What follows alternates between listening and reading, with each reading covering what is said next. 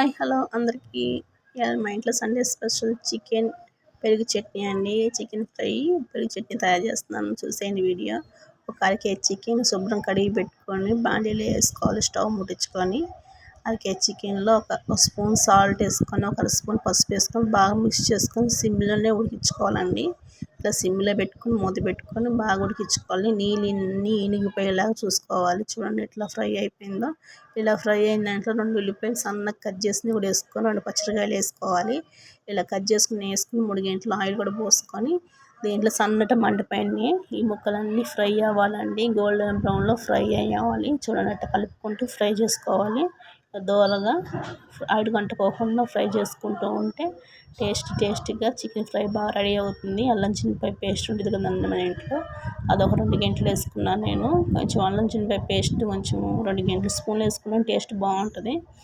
కొంచెం కొబ్బరి పొడి కూడా వేసుకున్నాను, ఒక అర స్పూను. ఆ కొబ్బరి పొడి 2 గంటలు కారం కూడా వేసుకున్నానండి. కారం కూడా వేసుకొని బాగా మిక్స్ చేసుకోవాలి.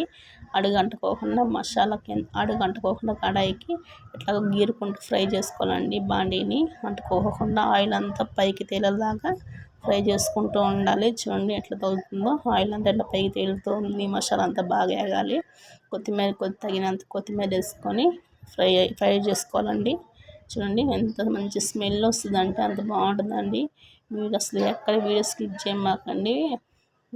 చికెన్ పెరుగు చట్నీ సూపర్ టేస్ట్ కాంబినేషన్ అండి. ఇట్లా గడ్డ పెరుగు తీసుకొని ఇలా మిక్స్ చేసుకోవాలి. మనం గడ్డలు ఎక్కడ లేకోకుండా మిక్స్ చేసుకుంటూ ఉండాలి పెరుగుని.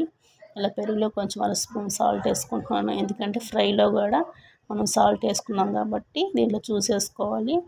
2 ఉల్లిపాయలు కట్ చేసుకుని సన్నగా, 2 పచ్చిమిరపకాయలు కట్ చేసుకోవాలి. ఇవన్నీ వేసుకొని బాగా మిక్స్ చేసుకోవాలండి. ముక్కలు పెద్ద ముక్కలు లేకుండా ముక్కలన్నీ చిదిరేలా ఇట్లా మిక్స్ చేసుకుంటూ ఉండాలి. కొత్తిమీర కూడా కొంచెం వేసుకోవాలి. చూడండి కొత్తిమీర కూడా వేసుకున్నాను. కొత్తిమీర కూడా పుదీనా కూడా ఉంటే వేసుకోవచ్చండి. నా దగ్గర పుదీనా లేదు కాబట్టి కొత్తిమీరతో క్యాన్సిల్ చేసుకున్నానండి. చూడండి ఇట్లా పెరుగు చట్నీ కూడా రెడీ అయింది. చికెన్ అంతా ఫ్రై అయిపోయింది కదండి. ఆయిల్ అంతా పైకి తేలి స్టవ్ వేపేసుకుని చికెన్ దీంట్లో వేసేసుకోవడమేనండి. పెరుగు చట్నీలోకి ఈ చికెన్ ఫ్రై వేసేసుకుంటే ఇది చికెన్ ఫ్రై పెరుగు చట్నీ పచ్చడి అండి రెడీ. మీరేమంటారు కామెంట్ చేసేది. మేము మాత్రం ఇలా అంటాము. మీరు ఎప్పుడైనా టేస్ట్ చూసి ట్రై చేసి టేస్ట్ చూడండి ఎంత బాగుంటుందో. మనం ఏదైనా చుట్టాలు వచ్చినా కానీ ఏదైనా ఫంక్షన్స్ కానీ ఏదైనా అయినప్పుడు ఇలా ట్రై చేయండి, టేస్ట్గా బాగుంటుంది.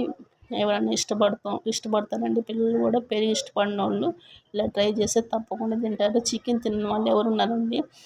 చిన్నపిల్లలు చాలా ఇష్టపడుతూ ఉంటారు. దేంట్లో వేసినా ఎట్లా ఉన్నా కానీ చికెన్ తింటారండి. పిల్లలకి ఎంత టేస్ట్గా ఉందో, సూపర్గా ఉందండి. మీరు కూడా తప్పకుండా ట్రై చేయండి. ప్లీజ్ సబ్స్క్రైబ్ చేసుకుని ఒక లైక్ చేయండి. బాయ్.